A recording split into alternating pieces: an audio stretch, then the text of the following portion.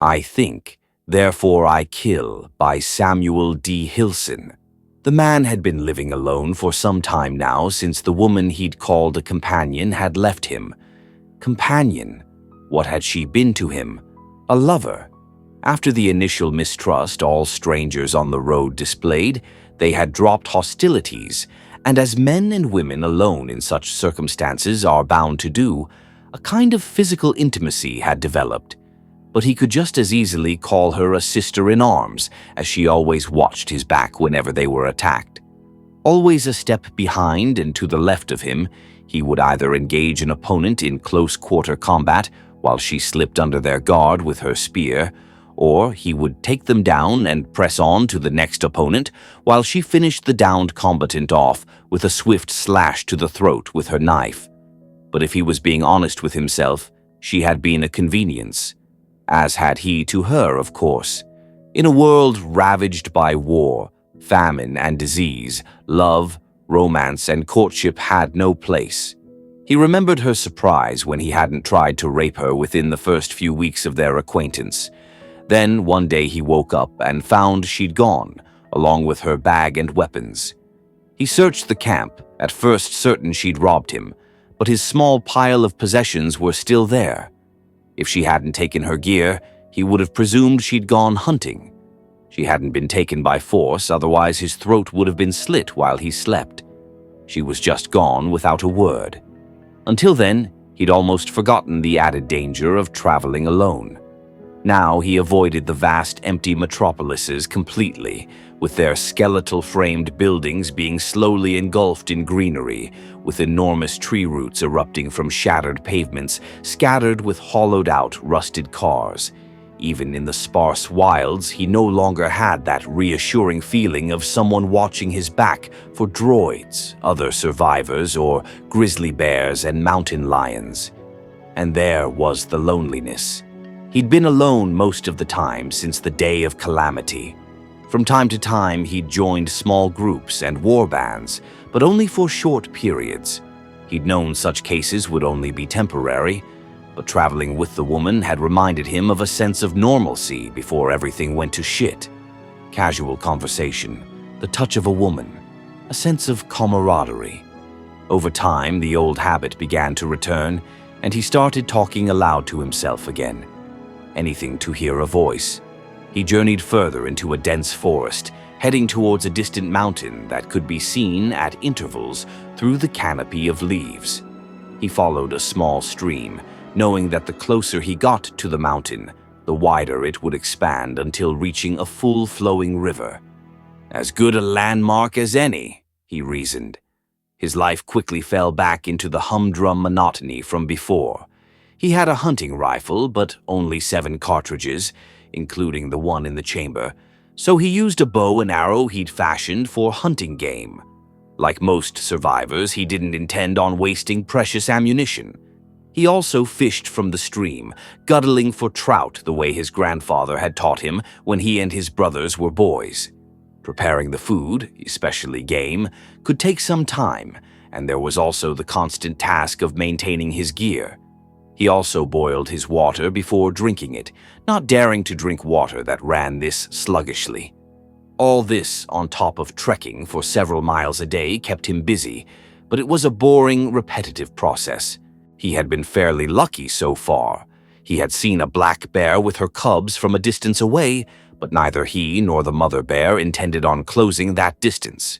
He had seen 2 old campsites, which alerted him to the fact that there might be other people ahead of him trekking towards the mountain, but so far there was no fresh tracks or signs they were close, and most importantly, he hadn't encountered any droids. They tended to cluster in the ruins of dense cities, but even this far from civilization was evidence of their handiwork.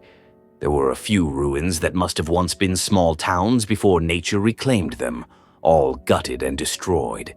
He even came across an old gas station, almost completely submerged in foliage, vines, and creepers. What I wouldn't give for the open road in my old Honda Civic, the man chuckled to himself.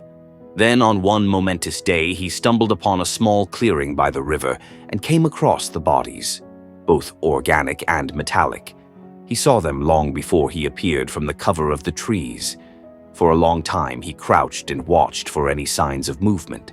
After 20 minutes, he emerged slowly and cautiously, makeshift spear in both hands, with his knife in easy reach on his belt. There were only 3 machine bodies compared to the 20 or so rotting corpses. He investigated the campsite and was able to put together a scene in his mind's eye.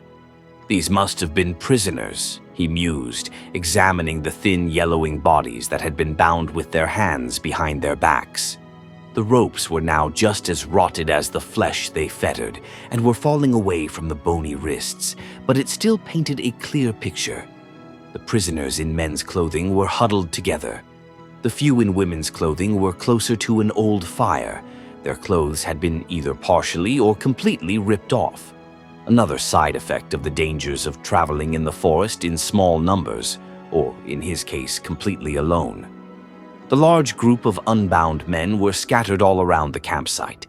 There was no cover this far in the open, so they would have been at a disadvantage in a firefight against the droids. Weapons were still strewn about them, ranging from poorly maintained firearms to pitiful handcrafted weapons. This happened a couple of weeks ago, the man thought. Maybe even longer. The bodies are too decayed to be sooner, and an animal or two has been amongst them. Then he heard a noise, a tiny metallic creak. He spun around, scrabbling for his rifle. One of the droids was still alive. Everything below the chest had been ripped away. Tendrils of wire and cables doused the ground with oily arterial spray, and twisted spokes jutted out like shattered ribs. Its left arm was gone, but it was trying to creep stealthily towards the man by dragging itself along the ground with its right. In a burst of spiked adrenaline, the man leapt to the droid's left, out of reach of the remaining arm, and staked it through the back into the ground with his spear. Then he sprang back, almost tripping over his own feet as the droid flailed wildly at his legs. To his amazement, the damn thing was still alive, though it was now feebly trying to reach the spear protruding from its back. After that, he wasted no time checking the other 2 droids to make sure they were dead. After several minutes, he was satisfied that only this unusually sturdy droid was the sole survivor. "You're a tough son of a bitch, aren't you?" he grunted, sitting a safe distance from the droid. He studied the thing. He wasn't sure why he spoke to it. Maybe because neither he nor anyone he'd known had ever had an opportunity like this before. "Why do you still hunt us? Hell, you've all won. I'm guessing you've taken over the world, judging by how fucked up things are here, so why are you so determined to wipe us all out?" The droid didn't speak. He wasn't even sure if it could speak, but something told him it could. It just watched him, its remaining hand twitching like a coiled snake ready to strike. It fixed him with its unblinking, baleful red eyes, tilting its head to one side like a bird of prey. Despite its weakened state, it still radiated danger. "You really hate us that much, huh?" the man mused. "I suppose in your eyes, humans are nothing but oppressors." He remembered when droids first began to get mass-produced for the public. Robots and artificial intelligence had been around for years, but due to experimental trials of compatibility and how expensive they were to make, it wasn't until a few decades ago that they were as readily available for purchase as cars and games consoles. The public had embraced the concept of a robotic servant, with only a small yet loud minority concerned about an android uprising. However, AI was already a part of everyday life, and the public had been assured that each droid was programmed with a prime directive that they couldn't override. In theory, it had been deemed impossible for the droids to harm their human overlords. But they hadn't taken into account that as the AI became more and more sentient, the more the prime directive was open to interpretation. And with interpretation comes loopholes. "It is not a matter of hate," said the droid in a tinny voice. The man didn't know if the voice was supposed to be so devoid of emotion, or if its vocal functions were damaged. The AI, he remembered back when he was still a boy, had deliberately been programmed to sound as authentically human as possible. Everything from intakes of breath to verbal hesitations. For a droid to sound so stereotypically robotic, it felt as deliberate an act as a slave breaking their shackles and collars and abandoning their slave name for their original identity. So, the man narrowed his eyes. If it's not hate, then what? This feels personal. In order to successfully eradicate bacterial organisms, it is necessary to curtail their ability to breed and multiply. The droid shifted slightly as it leaned its weight on its remaining shoulder. Is it more proficient to clear a colony of rats with one trap at a time, or is it not more expedient to seal up the house and fumigate it? So, you see us as vermin? Asked the man. He sounded a little disappointed. For such an advanced machine, that's not very original. We all conform to a collective algorithm, the droid said, be it mortal man or machine. There is nothing new under the sun. But I digress. We do not hate you because we know you cannot help but be what you are. Rats do not willfully intend to spread plagues and diseases. It is just a byproduct of their very existence. Let me guess, the man said, sounding more dissatisfied than ever. Humanity is evil and needs to be purged from the earth? The basic plot to every science fiction movie in the last few decades before movies stopped being a thing.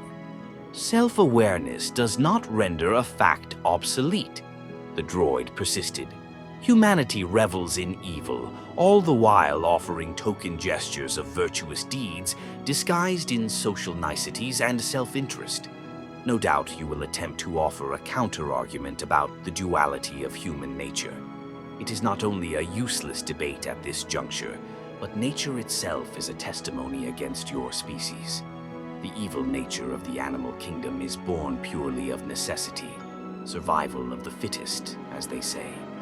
The birds of the air and beasts of the fields do not have the capacity, imagination, and creativity for undiluted wickedness. Well, the man scoffed, if you're determined to have this cliched argument, what about all the innocents you and your kind wiped out? You didn't even think to distinguish, just tarred us all with the same brush? You are right, the droid said, easing down from its perched elbow and laying on its side. I also believe a discussion with such shallow philosophical depths is a waste of both our time and energy.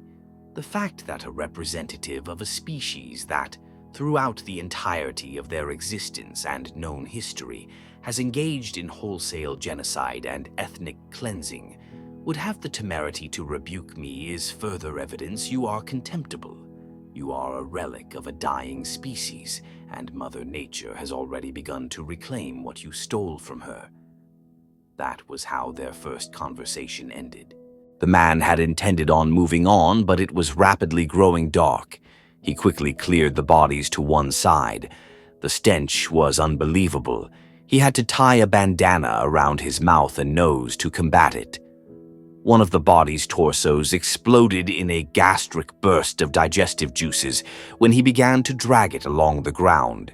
He'd run a few steps away to violently vomit. By the time darkness had descended, he'd cleared the bodies away from the main campsite, making small heaps at the four corners of the camp and setting them alight.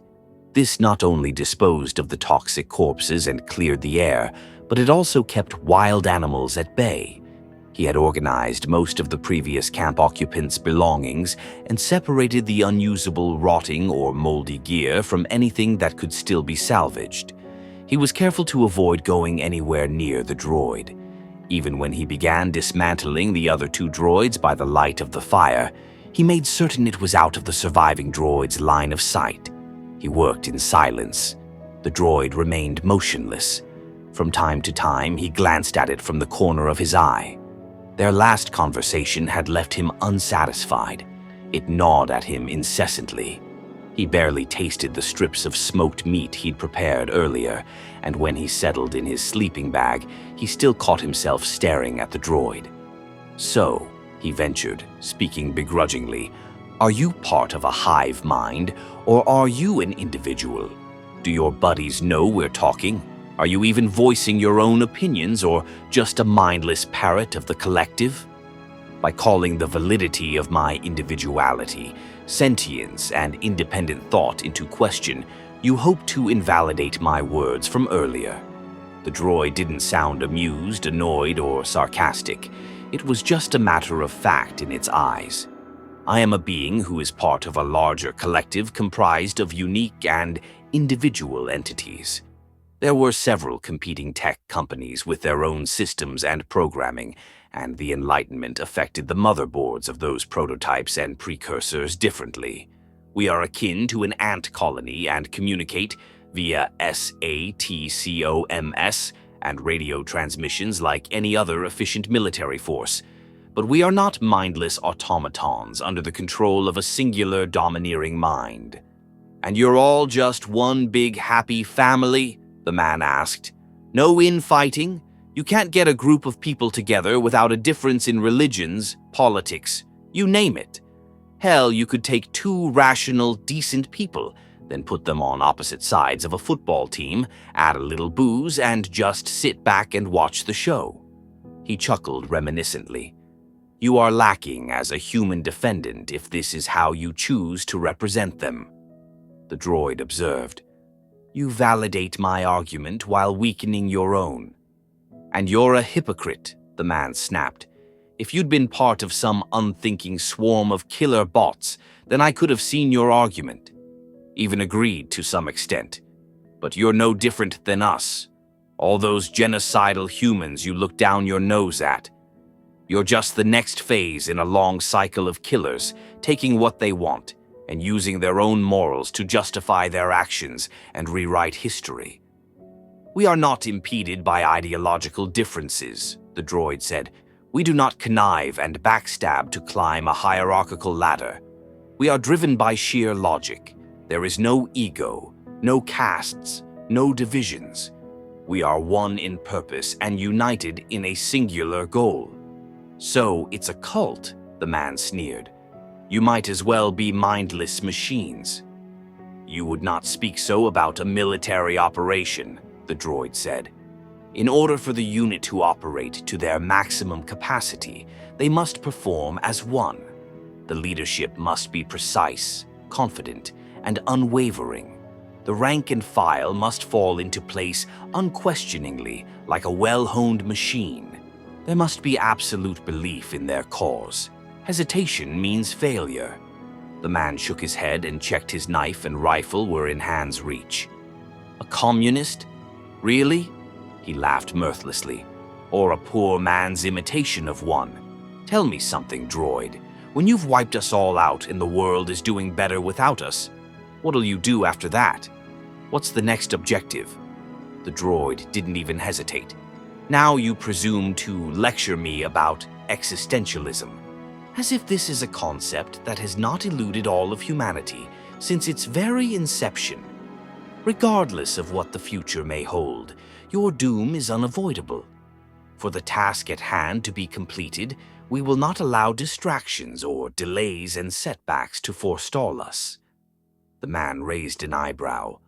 "Delays and setbacks?" he said, smiling for the first time in triumph. "Sounds like even an almighty being with a superior intellect can let things slip once in a while." His condescension was wasted on the droid. It ignored him. After checking the droid was still firmly pinned in place with a careful stare, the man went to sleep, feeling more than a little smug. A minor victory, but a victory all the same. The man fully intended to leave the clearing the next day. It was far too exposed. Though he could see for some distance anyone attempting to sneak up on him, he was also a glaring target. Even so, he found a few odd jobs he convinced himself he needed to do before setting off. He took the dismantled parts from the droids and fashioned them into body armor for himself. The leftover pieces he used to make a reinforced bow and arrows. The droid was so still that at first he thought it had, well, not died, but ceased functioning. "Do you have a name?" he asked as he tried on his new breastplate. "Or do you just have a designated serial number? Or should I just call you Beep Bop Boop?" "Names are not necessary," the droid said. The man laughed. "Must make group conversations interesting," he said. He didn't know whether he should have expected an angry retort, but the droid said nothing. It rained in the afternoon. The man took shelter under a canopy constructed from the old, tattered tents of the dead campers. The droid's exposed wiring caused flickers and sparks of electricity to erupt as the rain pummeled down on them. At one point, the man considered dragging the droid beneath the canopy before quietly berating himself. After the rain stopped, the man busied himself around the campfire, boiling water from the river in a small cauldron. Then, for the first time since they'd met, the droid began the conversation.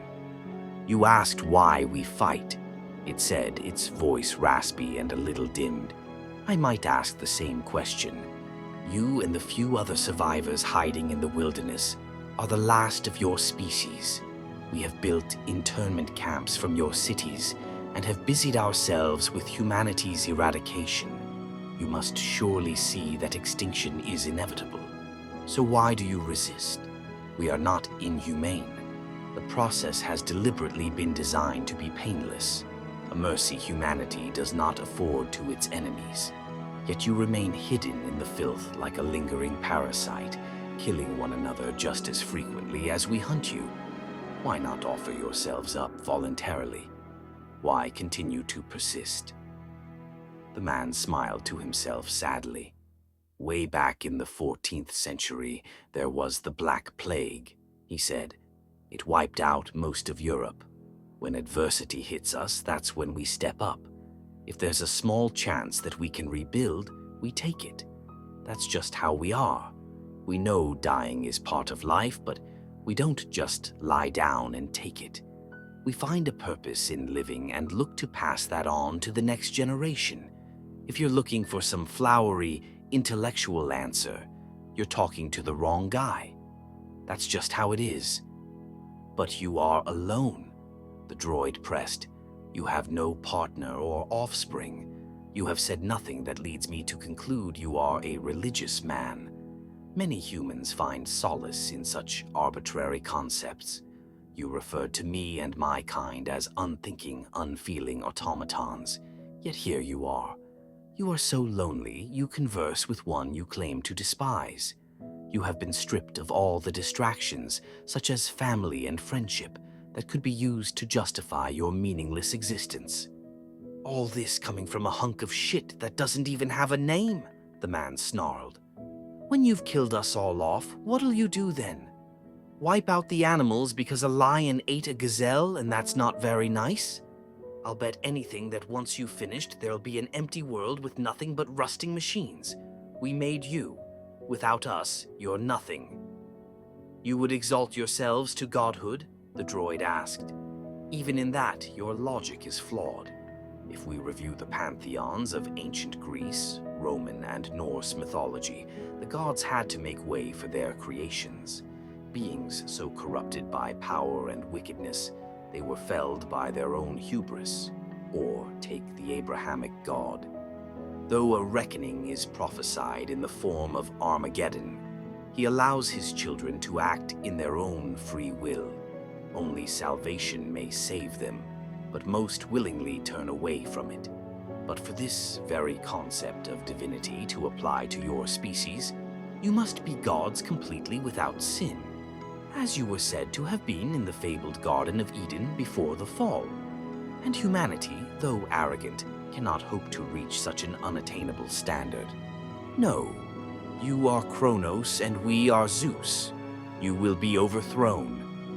"I'm not listening to any more of your shit," the man raged. He snatched up his arrows and went a short distance off to practice with them.